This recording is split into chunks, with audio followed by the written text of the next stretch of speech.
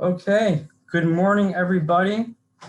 Thank you so much for joining us on this lovely and beautiful Friday morning. What a fantastic way to be spending your Friday morning, uh, learning to equip yourselves with new tools to help yourself and others. My name is Gavi Berman. I'm the Director of Community Outreach and Business Development at Central Florida Behavioral Hospital. And this is a CEU, a one credit CE that is being presented by Dwight Bain on the topic of how to prevent counselor burnout during COVID-19. And although the topic is specific to counselors, I think this really applies, as we all know, and as I'm sure we've all seen in our organizations and personally, that it's not specific just to counselors. It's just a tough time, and burnout is something that is very real. And so I think it's a very timely and very relevant topic. So thank you, Dwight, for doing this for us. So before we jump in, I wanted to just mention to you that we are hiring right now. We are hiring excellent people who are interested in providing excellent care, and we have quite a few roles open. It's hard to find amazing, fantastic people, but we're always looking. So if you are passionate about serving others and saving lives, this could be a great place for you to work. I've been here for 2 years and I absolutely love it. I wouldn't be anywhere else. I would encourage you to go to our website, see what we have open, something that might fit the bill. And you may also send me an email as well. Believe it or not, I have direct connections to our HR department. So if you are interested in submitting a resume and applying for any of our open positions, I encourage you to do so. And please reach out to me to let me know. Upcoming events, we do have our bi-monthly virtual network meeting that's going to be happening this following Friday, next week, the 7th at 9 to 10 a.m. If you haven't attended that meeting, it's really, really fantastic. It's a great way to connect during these times of social distancing. What we do is we spotlight a couple of providers in the community, excellent providers, and then we go ahead and spotlight a couple of our staff as well. So it gives people an opportunity to network and also tell people about their services. We also open up the microphone so that everybody can share their services with everybody in the group that attends that meeting. So I would encourage you to do so. That again is next Friday. And then on the 15th, or excuse me, May 14th, which is a Friday also, we're doing a additional ECT CEU. We did it back in, I think, October of last year. We're going to do that again because it was a huge hit and we've had a lot of requests to do that. So we are going to do that again, breaking the stigma of ECT. That's going to be led by our program manager of ECT, by Elodia Catano. It's incredibly interesting. It breaks everything you might have thought about ECT and puts it into a new perspective. So I encourage you to watch that, and we'll be sending out invitations for both of these events and all upcoming events for the hospital in the coming week or weeks, in addition to posting them on our social media sites. Okay, so we're going to get into it. Housekeeping items. Today's webinar workshop is going to be 1 hour long. That's going to include Q&A, which Dwight will open up at the end of the presentation. Everyone is going to be muted. I wouldn't be able to open the phone lines. There's just too many people on the phone. So please, if you have questions, please enter them into the chat function here. And I'll go ahead and monitor them and work with Dwight to make sure that we answer all of them before we close out. And then this webinar is being recorded. So if you would like to watch it again or use it for training purposes, or if somebody you knew that could have benefited from it wasn't able to attend, you will be able to watch it at your leisure on our resources site. We have a bunch of resources posted there, quite a few videos that we've done over the past year, particularly on the series of COVID that we did with Dwight. There's some really great tools there, so check it out. Also, when the presentation ends, you are going to receive a prompt in your web browser. And sometimes that looks a little bit alarming. It looks kind of like a pop-up, like a sales app, but it's actually what that is the evaluation popping up, the CEU evaluation, which you need to complete in order to get your CE credit. So follow that prompt and let it open and complete the survey, please. Everybody today who's attending and that's eligible, that submitted their license number, is getting 1 CEU. And I do want to tell you all that normally we try to issue that by 30 days. However, because of the person that actually helps me with inputting that into CE Broker is out. And so we expect her back in about 30 to 60 days. So we're going to give ourselves a little bit of margin there and say that we'll have it up into the system by 60 days. So give yourself 60 days before you email me and ask for the credit, if you would please. And then finally, certificates of completion. We will be emailing them immediately following the webinar and via email, along with any other resources that we send out. And with that, I am going to let Vicki Lewis, our CEO, come over here and introduce the speaker. For those of you that don't know Vicki, I hope you get to know her soon.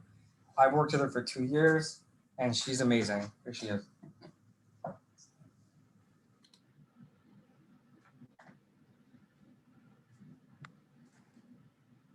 Good morning, everyone, and thank you for what you do to provide care to our community. Gavi, myself, Dwight, we all so appreciate you. And Dwight, we appreciate you and what you do in our community. You're just a legend as far as I'm concerned with all that you do.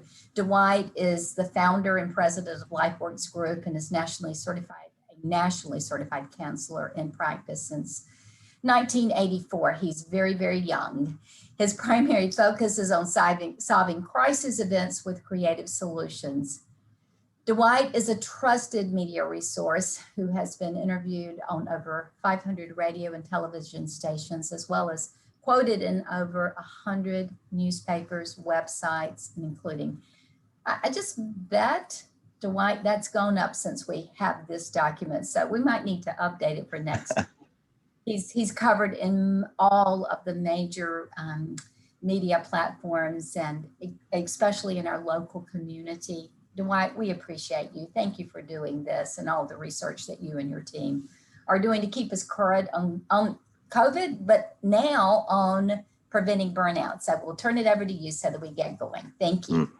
Thank you, Vicki, for the kind words. And listen, we're all in this together. And one of the reasons that we are having this time today is because 13 months ago, a local CEO of a psychiatric facility, a behavioral management group that I have great confidence in called Central Florida Behavioral, Vicki Lewis, said, we have to reach out to the community. We have to equip counselors. Now, we didn't know it was going to be almost 14 months at the time of this recording.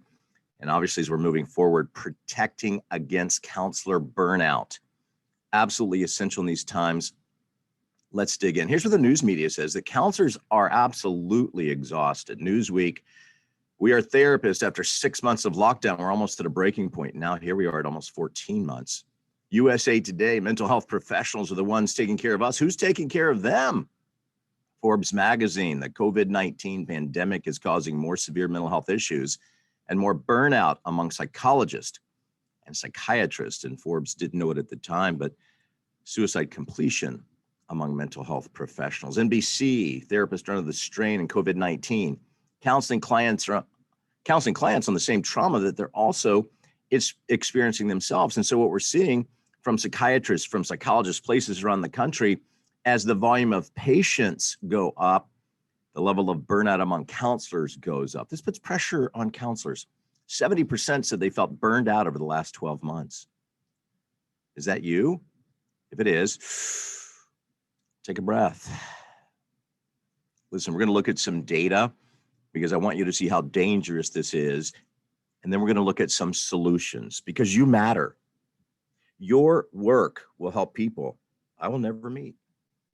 And if you're part of that 70% in the field of mental health who said, I'm starting to feel it, then understand great counselors can burn out. Why? Here's a basic principle for our time. Everyone is going through a pandemic. It's global. We're all going through it at the same time. We're facing the same risk. Here's the principle.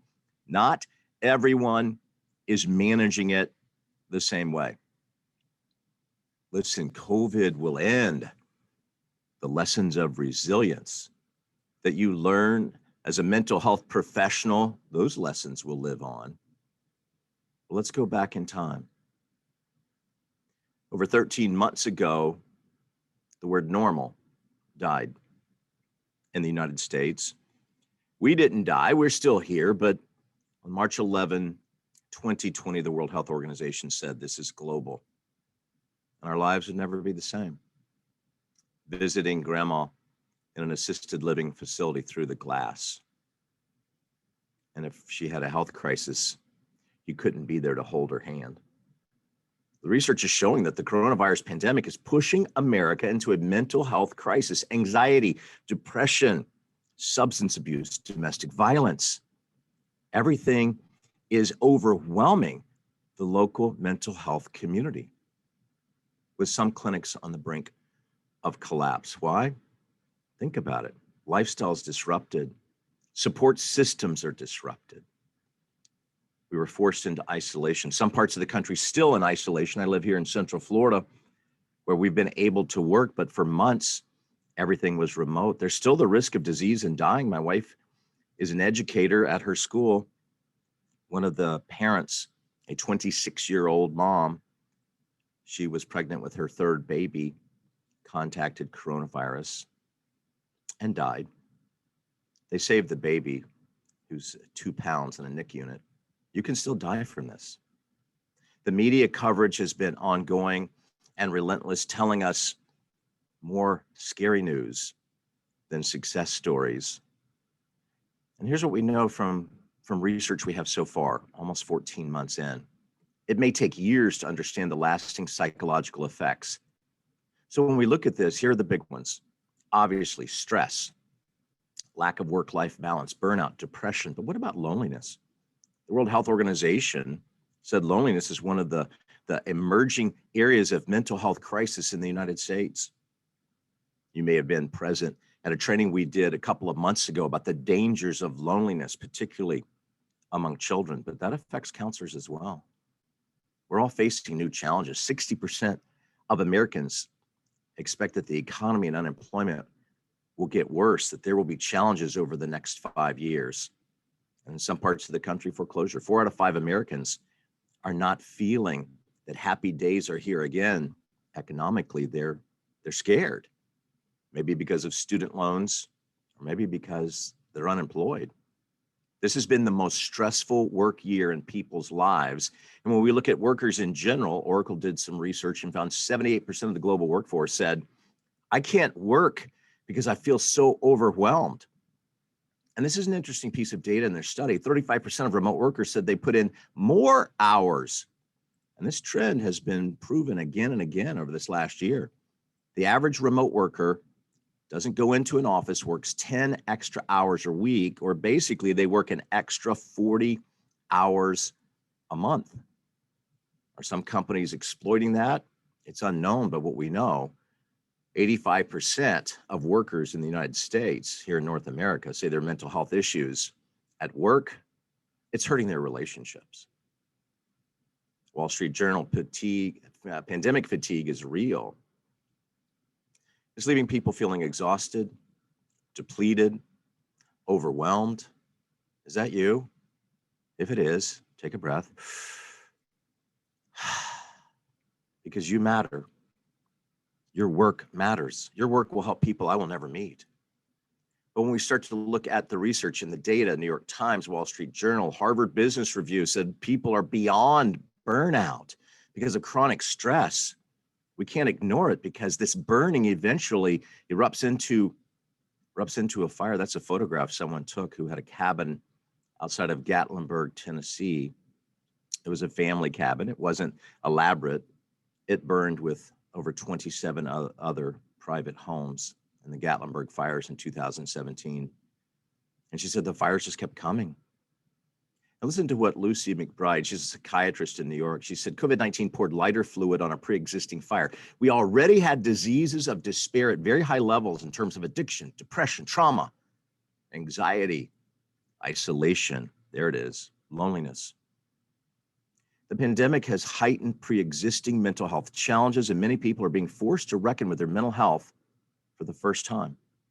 Never in my 20-year career, she's a psychiatrist, have I seen the need for mental health support as great as it is now. Now, listen, this is why your work matters. Your work is so significant. Your work is so important. The needs are greater than ever. It means that you have to be resourced. You have to be energized. I want you to get there because COVID brain, whether you've had the virus or not, is real. It's a sense of continual exhaustion, depletion, overwhelmed. Maybe you've been there, just bone tired. Maybe it's a feeling of family in crisis. Your friends are in crisis. Over the last year, maybe feeling like the community is in crisis, kids going back to school. Or what about the election? Feeling like the nation was in crisis. Each of those indicators takes energy. That's why we're going to be talking about energy management today. And the good news is you've got celebrities talking about mental health more than ever, and even talking about burnout. Meghan Markle in her interview with Oprah. When you look at other celebrities, Demi, Lily, Michael Phelps, Olympic athlete, greatest in the history of the Olympics, not only talking about mental health, but in multiple interviews, talking about how he felt burned out. Even one just a few months ago, I was starting to feel suicidal and I knew what to do. The most followed woman on Instagram, Selena Gomez, talking about burnout. Now, here's why that's significant, because these celebrities are opening up public discourse. No more stigma. What does that mean? People will be calling more than ever for mental health care. They'll be calling you. Take a breath. They'll be calling you because you'll help people.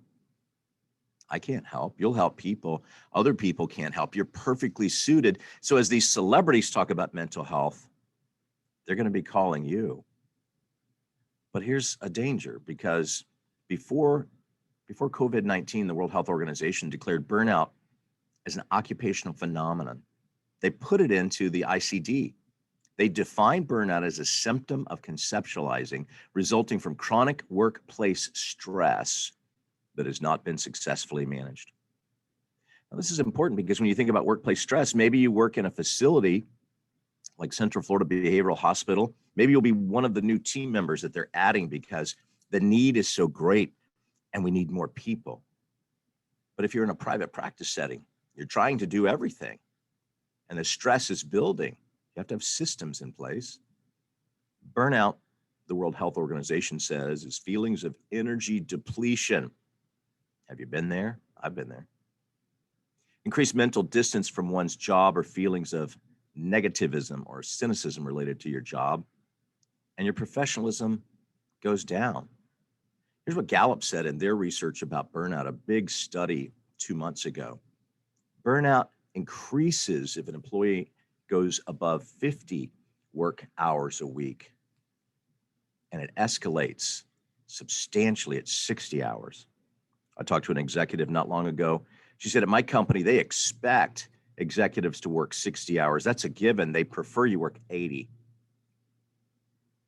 Some companies laid off a lot of people and one person's trying to do 3 people's work. What happens? Professionalism goes down. The risk of error goes up. What about healthcare professionals? What about you? 64% said the pandemic was causing them to feel burned out. When we look at your peers, maybe not you, but certainly your peers, 64% said, I'm starting to feel it. But look at this, 46% said, I'm lonely. 29% were using food, emotional eating. And what I thought was interesting in the study from Medscape, 5% of mental health professionals, actually these are all healthcare professionals, mental health, physical, 5% had contracted COVID-19. 48% had treated patients, but 64% had burnout. So what's the greater risk? Well, it's mental. The greater risk was the burnout, the loneliness, the detachment from supports. I was so happy when Gavi said the CFBH Connections is coming up next week. You and I need to be connected. That's how you shatter loneliness. You stay connected to other people in our industry. 5% of practitioners had the virus, 64% said I'm deeply affected by it. So what exactly is burnout? World Health Organization defines it this way. The stress is just overwhelming. Now listen, that stress, it could be emotional, but it could be physical. It could be financial. It could be relational. The inability to manage stress, it just comes in waves, leading to emotional and physical exhaustion. Performance is affected. And look at the somatic complaints. headaches, muscle tension. For some people, backaches, joint pain. For some, gastrointestinal. For others, it's skin, eczema, psoriasis, shingles, hives, rashes that are unexplained. Now, let me be clear. Psychosomatic illness is real. One study that was reported by the National Institute of Health said that every other bed in every single med-surg hospital had patients with psychosomatic symptoms. The pain is real. The treatment is not as effective because it's coming from the mental side. It's coming from the mind, soma, body, psychosomatic. And those headaches and muscle tension when you're burned out obviously lead to sleep loss. It's been one of my practices when working with stressed out individuals to ask them, because sometimes if you ask people that are well-meaning, good folk, and you say, are you feeling stress? And they'll try to sound noble and brave, and they'll say, I'm doing okay. They might minimize that, but what they won't minimize is sleep. How are you sleeping? Hey, I would ask you, how are you sleeping? Deep, reparative, NREM sleep, 7, 8, maybe 9 hours. Steph Curry, the NBA superstar, when he was in high school, one of his coaches said, your body recharges during deep sleep. Your muscles recharge during deep sleep. Bones only grow during deep sleep. Steph, get your sleep. And he's one of the greatest in the game because he's highly disciplined about sleep. Oh, yeah. When you look at quarterbacks like Tom Brady winning Super Bowls, incredibly disciplined about sleep. Tom said, I wasn't the biggest, the strongest, the best quarterback, but I can be the most disciplined about taking care of my body. My body is my tool to play this game. I must get enough sleep. So how are you doing with your sleep? Burnout. Sometimes people say, you know what, I'm gonna turn to something else to cope with the pressure. Obviously, emotional eating we touched on, but drugs, alcohol, prescription drugs would be in that category. For some, it's a toxic work environment and it just keeps burning. It's not getting better because it's maybe not just them, it's other people in the organization. Many companies struggling. We're almost at month 14 of a global pandemic, but some companies, as we'll see in a little bit, some companies are struggling to hang on. And listen, that's not a sign of weakness. That's a sign of being human. If you have any of these, if your patients, your clients have these, it's not weakness, that's exhaustion. That's just being human. We've never lived through something like this. If your work life is out of balance, that's all of us. We're going to be giving you some tools and some supports. In fact, Gavi's going to send a workbook that I put together, a counselor burnout prevention resource guide from Central Florida Behavioral. It will have all of the tools to keep you from burning out, to keep you energized and recharged. If you think of the concept of time management, most of us are trying to be efficient with time. I want you to shift over from time management. I want you to shift over to energy management. What are you doing to protect your energy? Because our work is life-saving, and it's not going to get easier. If you're feeling out of control, if you're in an environment where they say you have to be Superman, you have to be Wonder Woman, or you have to be the hero, I want you to know it's okay to ask for help. It's okay. It's okay to hurt. The toughest week for me because I'm always reading about a book a week, and I'm learning and crafting training material to help you. That's one of my passions. How can I give you tools? And today we're going to give you a lot of tools. Next week with the email follow-up, you'll get more tools. But the toughest week for me during pandemic, a childhood friend, his wife completed suicide. And he said, I have no more reason to live. And every system that I had in place to keep me energized, to be able to do the work here in Central Florida that I feel called to do, I was out of gas. So I called my counselor. She worked me in, and I spent some time dealing with grief, complicated loss. I couldn't save her. I didn't know. Being able to manage our own emotions, being able to ask for help. And for some, Jody Lowenberger is a PhD organizational psychologist. And I related to what she said. Workers are burning out because they're working harder, longer, and they're not taking holidays. Employees aren't taking mental health breaks to avoid being considered weak or slacking. But the suck it up and get on with it attitude is having a negative effect on everyone. Making mental health days a normal part of work life will go a long way to improving employee productivity and happiness. That was in a book about organizational psychology, helping organizations deal with high levels of stress in employees. And after I read that, after I talked to my counselor, I told my wife, she's an educator. I said, can you get a couple of days off? And she said, yeah. I said, let's go kayaking. Let's go biking. In Central Florida, there's a bike trail that goes almost complete now from Titusville to St. Petersburg. Now, don't be impressed. We did not bike from Titusville to St. Petersburg, but we did 15 more miles. Eventually, I will have biked the whole distance with my bride, but we're doing it in 10, 15-mile increments. One day we went kayaking on the Banana River, and the guide that we had for the day said, I've never seen that. A dolphin jumped almost over my kayak. He was fishing, and I thought, God, thank you. A day out in creation with my best friend, to be able to go to Ron John's, putz around, go get some fresh seafood on the river. It recharged. We took a mental health day. We came back refreshed. I wish we were together in a live audience setting. We'll do that again, because when we are, I want to be able to hear about what you did on your mental health day. I want to be able to hear if you saw a dolphin jumping out. I want to be able to hear, did you see a bald eagle? We're in this together, and we're going to get through it together because you matter. Take a breath. Your work will help people I will never meet. Your work's important. That's why I don't want you to burn out. And right now we're going through something I call crisis fatigue. Amy Locke's a psychiatrist. She said we're seeing extreme fatigue from month after month of thinking about how to do things slightly different, combined with worries about our families and quite a lot of stress around politics and racial violence. All of these things combining are creating a tremendous level of stress. It works like this. You're either in a crisis, or you're coming out of a crisis, or you're going into a crisis. Look at the adrenaline cycle. Look at the cortisol. Normal, abnormal was already there.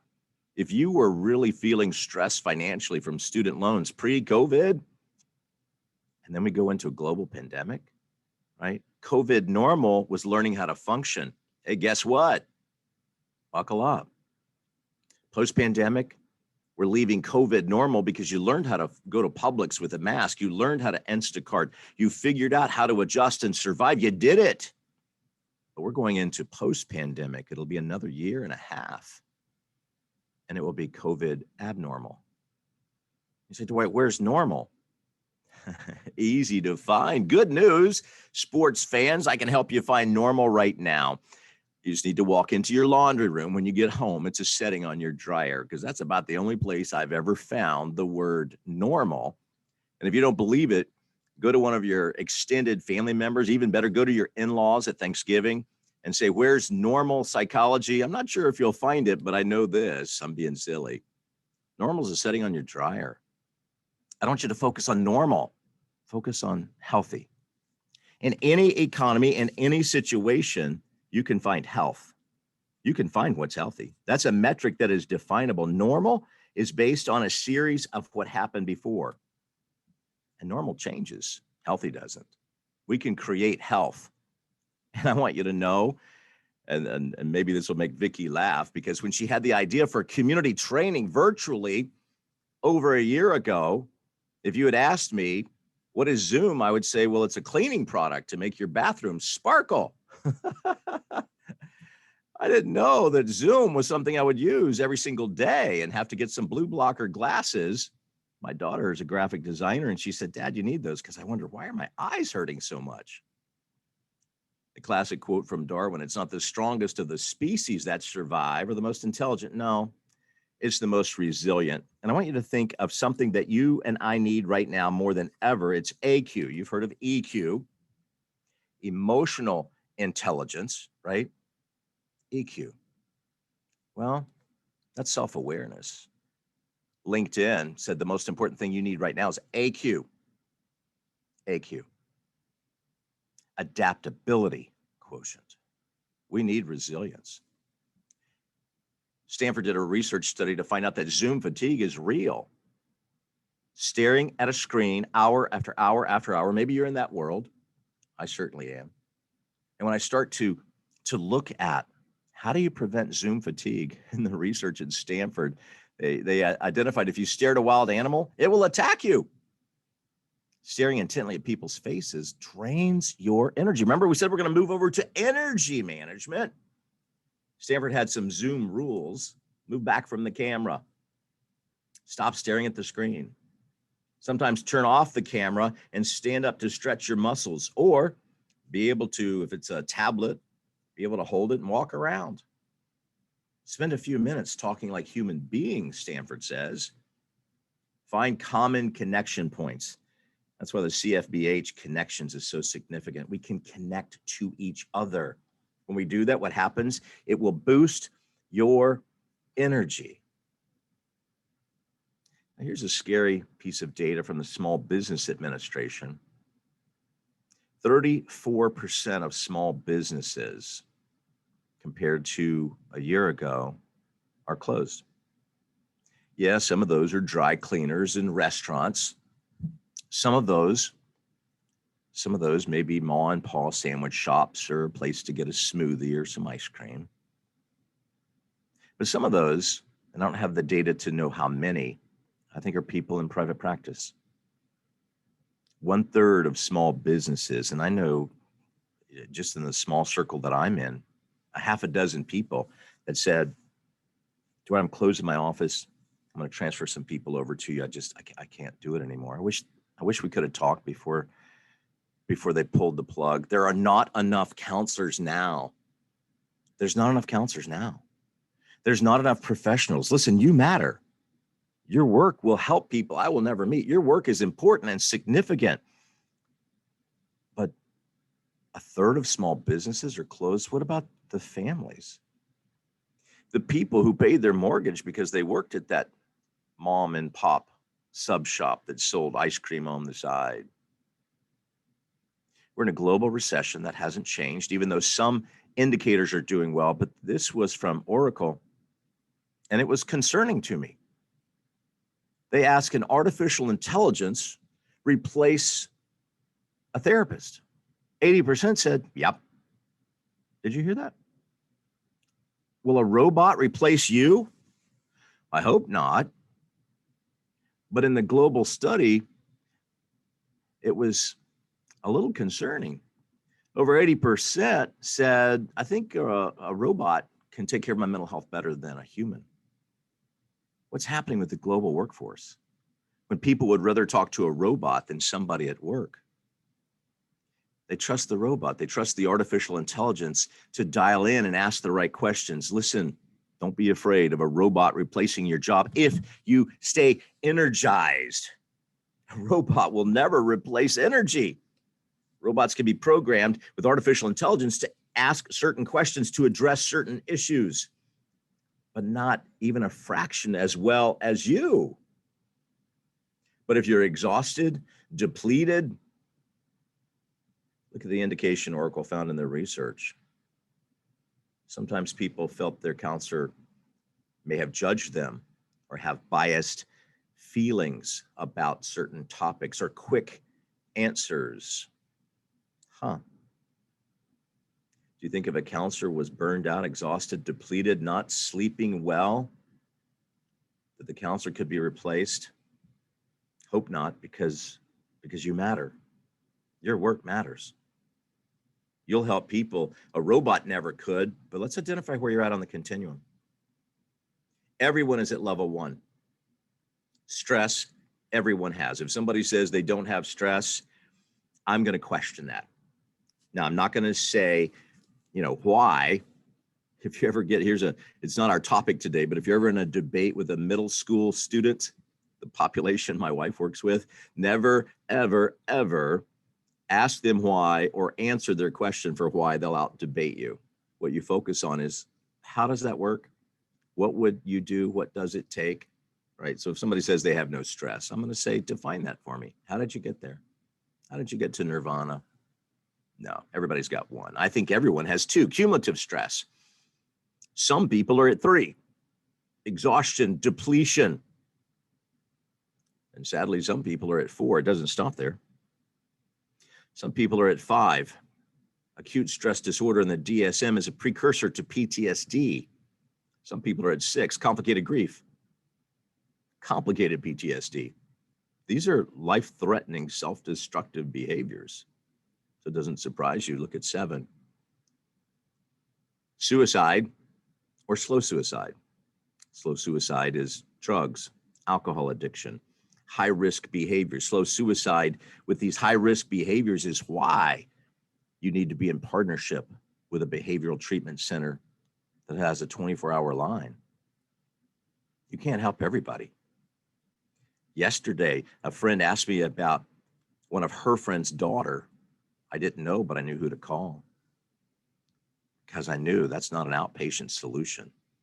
That young woman needs inpatient. But what if the practitioner has ASD, acute stress disorder?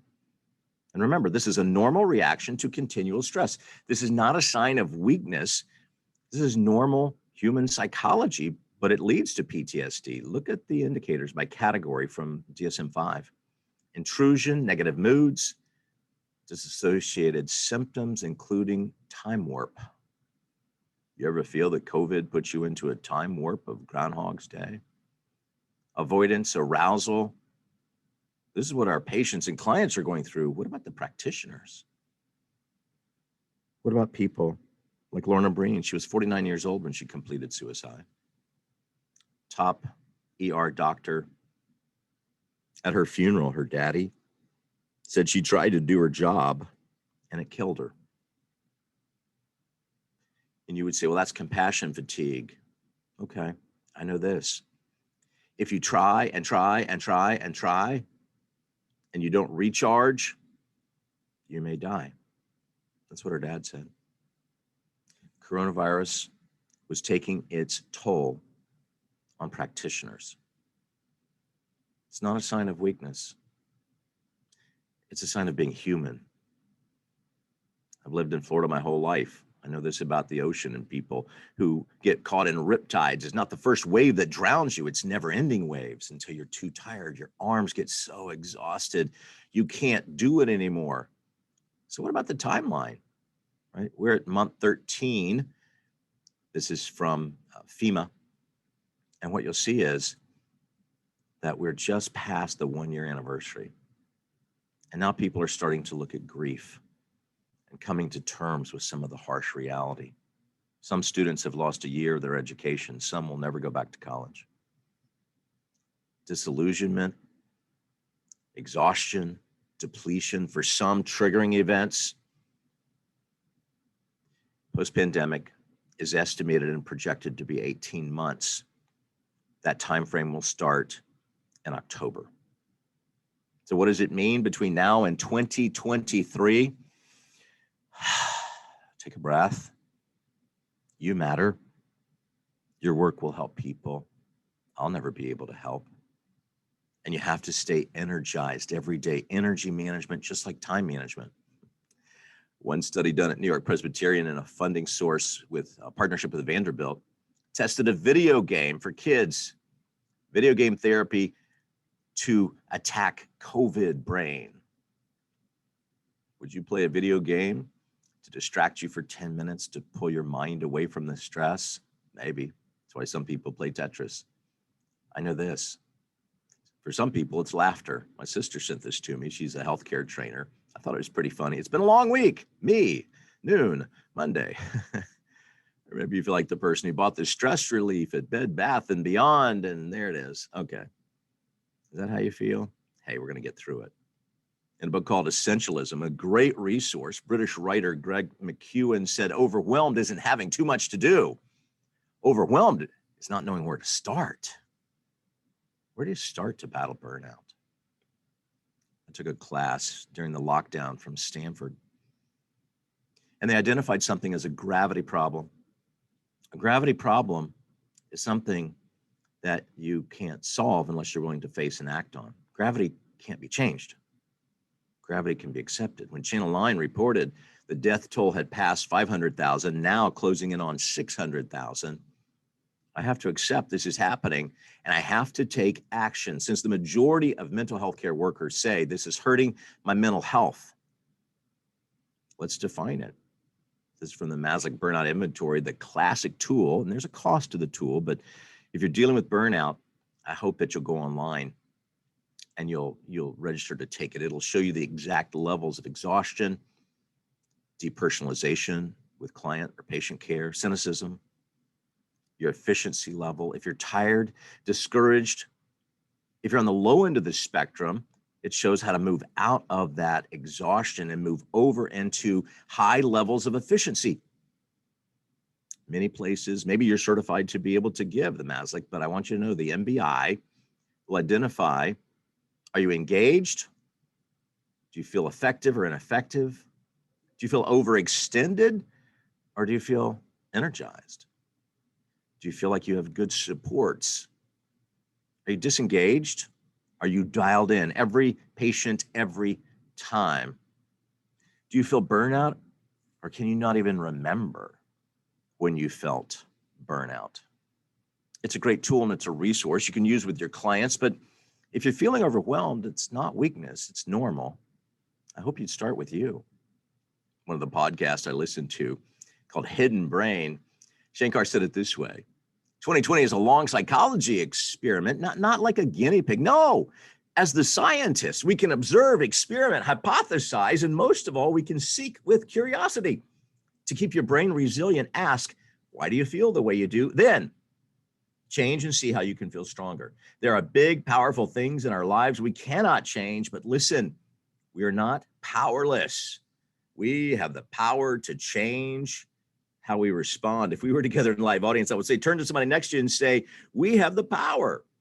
We can change and control how we think. That's why the British, in a book I read, The Splendid and the Vile, Eric Larson described, how did the British survive psychologically by being bombed with Nazi bombs every night, 11 months, every single night, hundreds of thousands of bombs every night. How did they do that? They kept a mindset of keep calm, carry on. Maybe you feel like that. Dwight, I'm being bombed. It's overwhelming. I don't know what to do. Take a breath. Remember, you matter. Your work is important. Let's carry on. How do we do it? How can burned out counselors recover? Face your own emotions. Face it, feel it, grieve it, grow. That's one of the tools that we learned in a previous training. Face it. Face your own emotions. Don't be Superman. Don't be Wonder Woman. Stay connected to groups of people. And if you've never been to a counselor connection, it happens next week. Check it out. Stay connected to your resources, your friends. Each one check two. If you're feeling strong, energized, empowered, I hope so, reach out to people.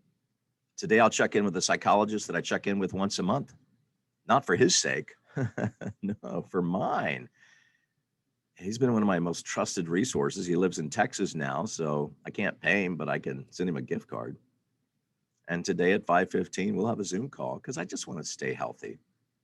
Plus, I want to stay connected. What about you? Are you listening to your body? I hope you've read The Body Keeps the Score. I hope you understand the dangers of trauma. And if not, I hope that you'll take time to learn. Listen to your body. Talking about major change is how we adapt. Remember, that's AQ, adaptability. That's our goal. That's what we need. Flex, bend, shift. And let me add another category. And that's why I'm glad we're together today. Learn. Because when we start to talk through it, that's when we heal through it. We can model courage. We can speak hope. We can breathe in faith. We can breathe out fear. We can be like a Navy SEAL.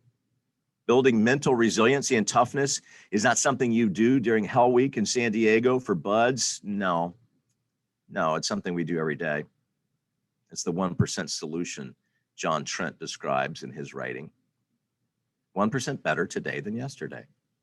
Remember, it's okay to ask for help, but look at who's strong and focused during a time of extreme crisis. Hang out with those people. That's who you want to hang out with. What are the tools that you'll get in today's follow-up guide Gavi will send you? Just identifies, are you on the mentally resilient side? Or are you more on the burnout side? And being able, with that tool, that guide, you can share with your clients, of course, but I hope you're above the line. I hope that you're self-aware, insightful, happy, stable, relaxed, peaceful. I hope you feel calm. I mean, I slept good last night, 7 hours, 10 minutes, the little device on my wrist tells me, and it was good, deep sleep. But I have to tell you, I woke up before the alarm. I don't want this to sound cheesy. I was really excited about our time together.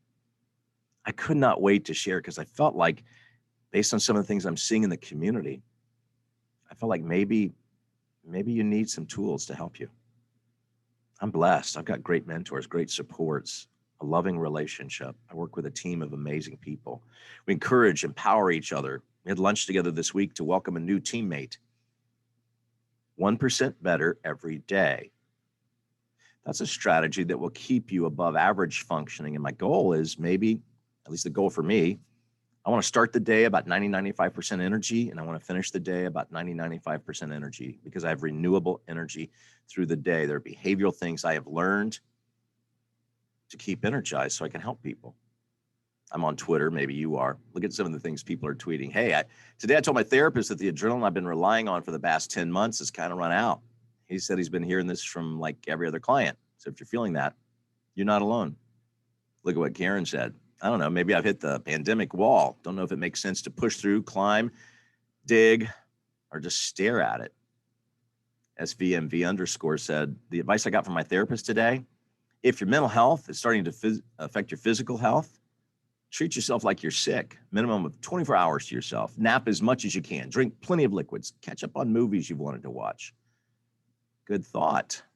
The world can wait because self-care is not selfish. The National Institute of Health said psychologists are trained in and they know how to help other people. They're less effective in taking care of themselves. We must heighten clinicians' awareness of the need for self-care, especially now in the post-pandemic era with the demanding nature of psychotherapy and the resistance by many therapists to engage in self-care, leaving themselves at risk for health consequences from not caring for themselves. Self-care is not selfish. Psychological trauma of dealing with clients and patients can cause our own body's natural immunity to decrease. Sleep, memory, appetite, energy is affected, right? Let's stop that cycle. What I've learned from reading, studying, talking to other professionals is to create healing habits. Self-care is essential. In fact, in your resource guide, as a follow-up on today's training, there are 60 different self-care strategies for you to use or to experiment with like a scientist. 60 different possible ways to stay energized across 5 different zones. Make your wellness a priority, but remember, sometimes the most powerful and the most deeply spiritual thing you can do is take a nap. Because if you're tired, wouldn't that be a good idea? I saw this on my Instagram. Somebody posted, "Why are you crying?" I felt like growing, so I watered my soul. I imagine at almost 14 months, you're like me. You've had many days after talking with somebody going through unusual pain, so many suicides, so many people burying their sons, to just curl up, turn the light out in my office, get some Kleenex, self-soothe and cry. Sometimes tears are the best form of therapy, just being able to release pain. You can practice gratitude. One study said that when you list out 3 things you're thankful for, life, health, breath, 3 things written down in a journal, you sleep 10% better. Your cortisol goes down 23%. Depression goes down almost 20%. Just by creating a list to say, I'm going to count my blessings instead of counting my problems. So what do we do during a time where we're facing another year and a half of extreme post-pandemic, what do? Develop the habit of resilience. There are strategies to build mental toughness. And listen, it's not rocket science to stay mentally tough and resilient. It's not rocket science, it's neuroscience. To learn the habit of resilience, to build habits, 1% solutions. I learned that by listening to and reading clinical researchers who say, here's a way neurologically with neuroplasticity to be able to develop feelings of energy instead of depletion. And I thought, well, that's a pretty good idea. One of the books Wendy Wood wrote, she's a psychologist at USC, University of Southern California. She said we spend 43% of our day doing things without thinking about them, like think about driving a car. We don't think about it half the time, but we got there safely. We don't think about how we shampoo our hair, or for me, how I brush my teeth, because not much hair to shampoo. We don't think about automatic habits. What if we could turn that into wellness and self-care?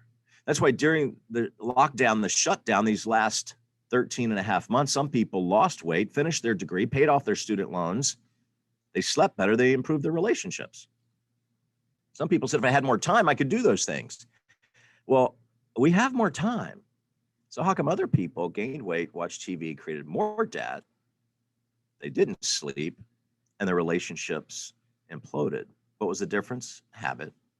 If you'd like to really go deep into this, pick up the book James Clear wrote. It was a New York Times bestseller, Atomic Habits. He said, you don't rise to the level of your goals. This is the year I will lose weight. No, he said, you fall to the level of your systems. Good habits, that's the goal. Time magnifies the margin between success and failure. It multiplies whatever you feed it. Good habits make time your ally. Bad habits make time your enemy. But see, it starts with self-awareness. It's being able to say, I need to change to get more energy. Reflection, review, and I would add to that, attending training events like this one, that's the antidote. That's how to build self-care first. Put the mask on you first, and then take care of your family and your friends and your coworkers, and then your clients, and then the rest of the world. One of the tools in the downloadable guide that you'll receive just measures how are you doing in the top 12 areas of life if it was a dashboard. In executive coaching, something I've worked in for over 25 years, we measure how is this leader doing in 12 core areas. It's just a simple idea. And you identify, and then you develop a strategy to overcome. Because we will overcome. Listen, we're going to get through this. Take a breath. Your work matters. You matter. And you'll help people I'll never meet. And we're going to survive this. And once the storm is over, you won't remember how you made it through. You won't remember how you managed to survive. You won't even be sure whether the storm is over. But one thing is certain. When you come out of the storm, you won't be the same person that walked in. Japan's most famous poet had lived through a lot of storms. The image that you see is a satellite image of Hurricane Charlie that hit the Gulf Coast in 2004. If you lived in Florida, then you know we survived. Strongest storm to ever hit Orange County, where I live. When you come out of the storm, you won't be the same person who walked in. How do you do it? Adaptability. Because COVID will end. But the habits of resilience, the lessons we learned, the connections that we made, the skills, that will live on. That'll live on. You and I can learn the habit of resilience. You and I can find renewable energy to be able to battle against burnout. But we do it better together. Now, as Gavi promised, we've got time for questions. If you have a question, all you need to do is type it into the chat box. It's going to be really important because you're going to receive a resource guide I put together. And one of the areas that I didn't talk about, 21 strategic questions that you can use with your clients, your patients, your family, your friends. And I identified the questions to open up conversations from very surface level to very deep level in a post-pandemic era. It's part of a guide, 60 different coping skills. Those resources are available. It's a free guide just to help you because you'll help people I'll never meet. And I wanted to give you the tools to do that. So if you have a question, you type it into the chat box, and Gabi will answer as many questions as we can.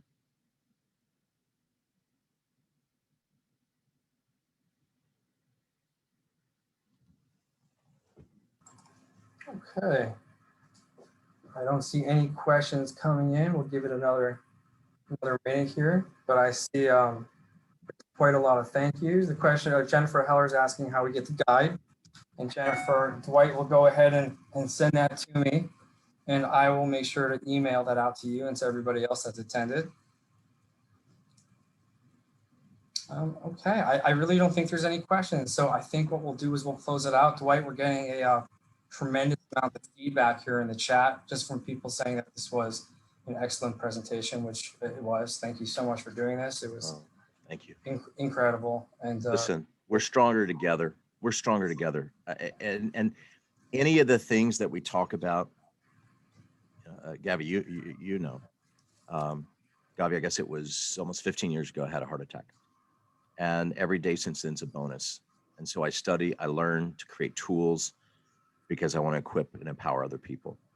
And that's why the work that you and Vicky are doing, because Gabi, this counselor burnout prevention guide that they receive, I want them to photocopy it, share it with other people. I write it, I own the copyright to give to our local community friends, the people that we partner with to make our hometown a better place. And I'm honored to be on the journey. I look forward to our next time together. Absolutely. Thank you so much for all of the resources that you do provide. There's everybody on the call here, Dwight, appreciates it. And you know, the love that you have for Orlando is very obvious in your presentations. And I think everybody here on the call can feel that. Your messages of resilience they reverberate. I feel them myself. I know everybody here in the hospital that watches your messages has an impact from them. So Dwight, I'll just say thank you so much. And you mentioned about, you know, staying connected. Dwight has his contact information up there. I actually put our contact information also in the chat box. I want to encourage everybody on the call, please go find us on Facebook and on LinkedIn. Stay in touch with us, connect with us so that you can see what events are coming up, what additional trainings we have coming up, and so that you can be an active participant in our community. And with that, Dwight, thank you again. We look forward to our next time, and everybody have an absolutely fantastic weekend. Thank you for joining us.